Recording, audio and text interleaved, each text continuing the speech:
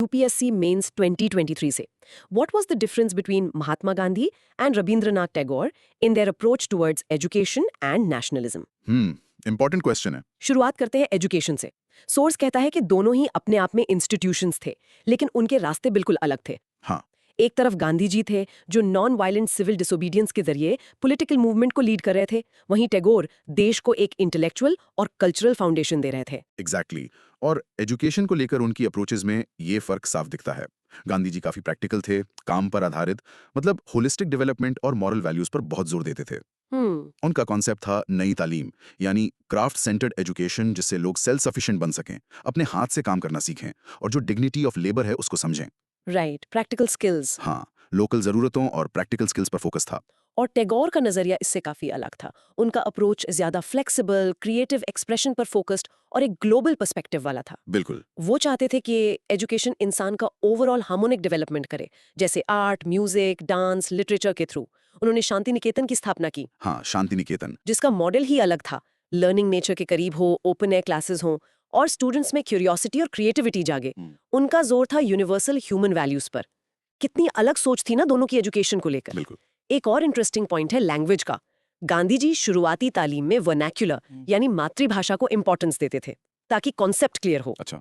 वहीं Tagore global movement से जुड़े रहने के लिए और इंटरनेशनल अंडरस्टैंडिंग के लिए इंग्लिश के यूज को भी अहम मानते थे. तो ये भी एक डिफरेंस था। हाँ, तो एक तरफ गांधी जी की एजुकेशन इंडिविजुअल और कम्युनिटी को सेल्फ सफिशिएंट बनाने पर फोकस्ड थी, वहीं टैगोर की एजुकेशन यूनिवर्सल वैल्यूज और क्या कहते हैं ग्लोबल सिटीजनशिप पर.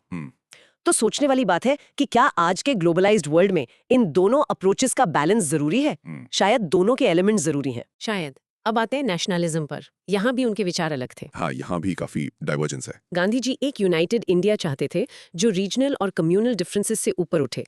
उनका रास्ता था non violent civil disobedience, swaraj, self rule और स्वदेशी मतलब लोकल प्रोडक्ट्स पर फोकस. राइट। वो वेस्टर्न सिविलाइजेशन के अंधे अनुकरण के सख्त खिलाफ थे. जबकि टैगोर वो इंटेंस या उग्र नेशनलिज्म को लेकर थोड़े एप्रीहेंसिव थे। उन्हें कहीं ना कहीं लगता था कि ये इंसानियत को बांट सकता है। अच्छा. वो यूनिवर्सल ब्रदरहुड और ह्यूमैनिटी फर्स्ट की बात करते थे। अग्रेसिव मूवमेंट्स की जगह वो सेल्फ अवेयरनेस, रीजनिंग और कल्चरल एक्सचेंज को ज्यादा महत्व देते थे। तो एकदम अलग पर्सपेक्टिव. हाँ, वेस्टर्न इन्फ्लुएंस को लेकर भी उनका नजरिया गांधी जी से अलग था। वो प्रोग्रेसिव वेस्टर्न आइडियाज को अपनाने के खिलाफ नहीं थे, लेकिन एक क्रिटिकल पर्सपेक्टिव के साथ। अगर हम इसे थोड़ा बड़े पर्सपेक्टिव से देखें तो ये समझ आता है कि नेशनलिज्म भी कोई एक सिंगल आइडिया नहीं है, उसके भी कितने अलग अलग शेड्स हो सकते हैं। सही कहा. हाँ, और इसी वजह से फ्रीडम स्ट्रगल में उनका रोल भी अलग तरह का था. गांधी जी तो एक एक्टिव पॉलिटिकल लीडर थे जिन्होंने मास मूवमेंट्स चलाए. बिल्कुल, ग्रासरूट्स लेवल पर काम किया। और टैगोर का कंट्रीब्यूशन ज्यादा फिलोसॉफिकल और एजुकेशनल था. उन्होंने एक इंटेलेक्चुअल स्पेस क्रिएट किया जहां देश के फ्यूचर, कल्चर और आइडेंटिटी पर विचार हो सके. एक इंटेलेक्चुअल एंकर एक तरह से। हाँ, उनकी विजन एक ऐसे राष्ट्र की थी जिसका कल्चरल फैब्रिक रिच हो, जो एजुकेशन और यूनिवर्सल वैल्यूज से पोषित हो. इस सोर्स का कंक्लूजन फिर यही निकलता है कि ये दोनों मॉन्यूमेंटल फिगर्स थे जिनके डाइवर्जेंट पाथ्स ने इंडियन सोसाइटी, पॉलिटिक्स और एजुकेशन पर बहुत गहरा असर डाला, और वो असर आज भी महसूस किया जा सकता है। ठीक है, तो इस आंसर का एक क्विक रिकैप करते हैं. गांधी वर्सेस टैगोर. एजुकेशन में गांधी जी का approach practical, craft based, Tagore का क्रिएटिव, नेचर बेस्ड. सही। हाँ, बिल्कुल. और नेशनलिज्म में गांधी जी का focus united India via non violence, swaraj, swadeshi. Tagore का universal brotherhood, critical engagement with the west. Perfect, याद आ गया। तो अब अपने शब्दों में एजुकेशन अप्रोच का मेन डिफरेंस क्या था दोनों में, जरा सोच कर बताइए. मेन डिफरेंस था कि गांधी जी की एजुकेशन सेल्फ सफिशिएंसी और प्रैक्टिकल स्किल्स पर फोकस थी, जबकि टैगोर की एजुकेशन क्रिएटिविटी, होलिस्टिक डेवलपमेंट और यूनिवर्सल वैल्यूज पर. एक का फोकस जमीन से जुड़ा था, दूसरे का आसमान से, अगर ऐसे कहें तो. बढ़िया रिकैप. ओके, अब अगला सवाल देखते हैं. ये यूपीएससी मेंस 2018 से है. Throw light on the significance of the thoughts of Mahatma Gandhi in the present times. ये सवाल तो हमेशा रिलेवेंट रहता है. गांधी जी के विचार वाकई आज भी दुनिया भर में लोगों को गाइड और इंस्पायर करते हैं. सबसे पहले तो उनका नॉन वायलेंस यानी अहिंसा का सिद्धांत. अब देखिए आज दुनिया में कितने कॉन्फ्लिक्ट्स हैं, वायलेंस है, वॉर्स हैं. हाँ, बिल्कुल. तो शांति से, बिना हिंसा के अपनी बात रखना और सॉल्यूशंस ढूंढना कितना जरूरी हो गया है. सोशल जस्टिस मूवमेंट्स आज भी इससे प्रेरणा लेते हैं. सही बात है. और पर्सनल लेवल पर भी इसकी प्रैक्टिस सोची जा सकती है. जरूर. बिल्कुल. और फिर है उनका ट्रूथ यानी सत्य का कॉन्सेप्ट, जिसे वो सत्याग्रह, ट्रूथ फोर्स के रूप में इस्तेमाल करते थे. सत्याग्रह, हाँ. आज के पोस्ट ट्रूथ इरा में जहां फेक न्यूज और मिस इन्फॉर्मेशन इतनी आम है, तो ट्रूथ, ऑनेस्टी और ट्रांसपेरेंसी की अहमियत और भी बढ़ जाती है. उनका सत्याग्रह सिर्फ सच बोलना नहीं था, नहीं, उससे कहीं ज्यादा था. बल्कि सच पर अडिग रहकर अन्याय का सामना करना था. एक फोर्स थी वो। बिल्कुल। एक और कॉन्सेप्ट है स्वराज यानी सेल्फ रूल। गांधी जी के लिए इसका मतलब सिर्फ पॉलिटिकल इंडिपेंडेंस नहीं था, राइट। उससे आगे था। हाँ। इसका मतलब था economic self reliance, responsible citizenship और कम्युनिटी के लेवल पर डिसीजन मेकिंग, मतलब empowerment at the grass roots. Globalisation के इस दौर में ये स्वराज का कॉन्सेप्ट कम्युनिटीज को अपनी कल्चरल आइडेंटिटी बचाने और लोकल इकोनॉमीज को स्ट्रॉन्ग करने में मदद कर सकता है। अच्छा पॉइंट है। क्या लगता है ये स्वराज का आइडिया आज डिजिटल सेल्फ रिलायंस पर भी अप्लाई किया जा सकता है? डेटा का स्वराज जैसे। क्यों नहीं, बिल्कुल किया जा सकता है। बहुत रेलेवेंट कनेक्शन है ये। फिर है उनका सिंप्लिसिटी और मिनिमलिज्म का आइडिया। आज की ये जो कंज्यूमर ड्रिवन सोसाइटी है, जहां मटेरियल पोजेशंस पर इतना फोकस है। हाँ बिल्कुल। गांधी जी का सिंपल लिविंग हाई थिंकिंग का मैसेज कितना पावरफुल है। जरूरतों को कम करना, रिसोर्सेज को वेस्ट ना करना और एक ज्यादा मीनिंगफुल लाइफ जीना। और इसका सीधा कनेक्शन एनवायरनमेंट से भी है। हाँ बिल्कुल, ये उनके अगले प्रिंसिपल एनवायरमेंटल सस्टेनेबिलिटी से जुड़ता है। करेक्ट।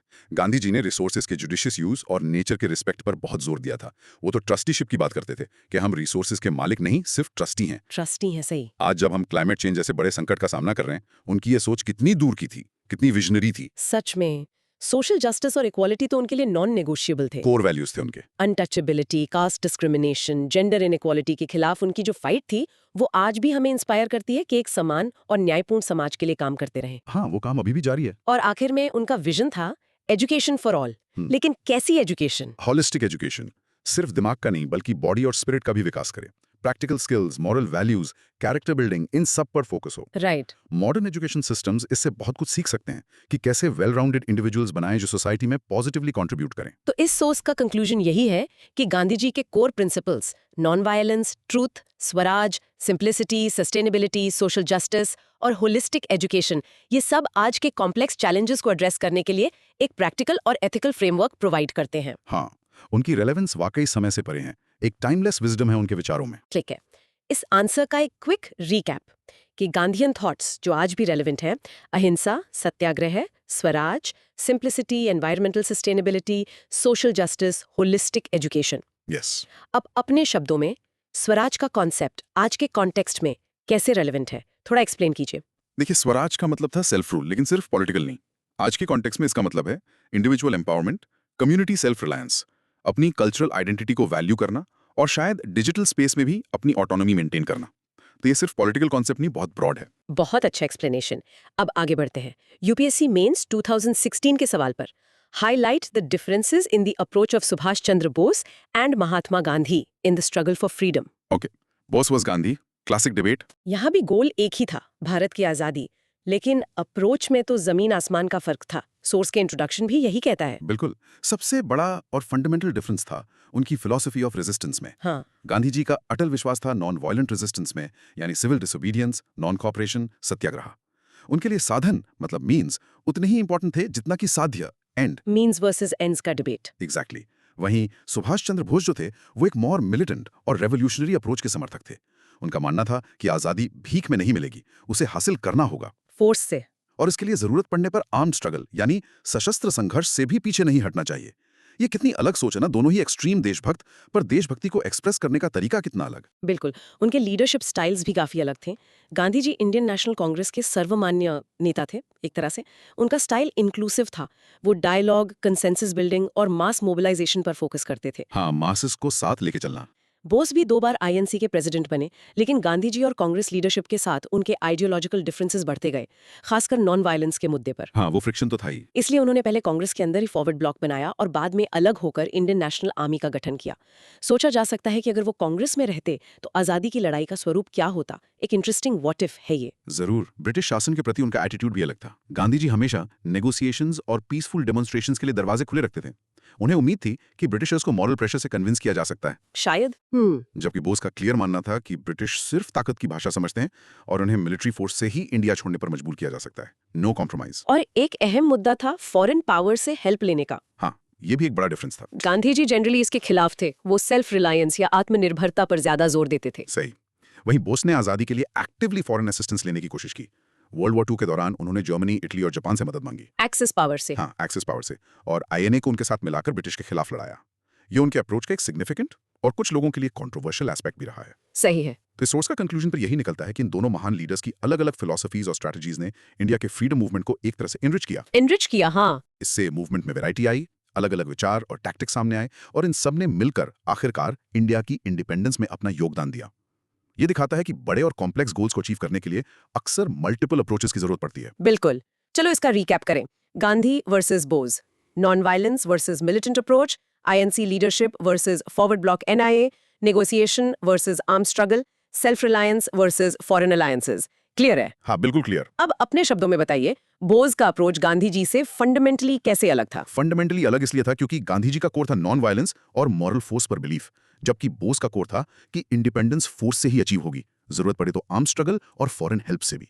मीन्स उनके लिए सेकेंडरी थे, एंड प्राइमरी था। राइट, मीन्स वर्सेस एंड का फंडामेंटल डिफरेंस। चलिए अब एक और थॉट प्रोवोकिंग सवाल देखते हैं। यह है यूपीएससी मेंस 2015 से।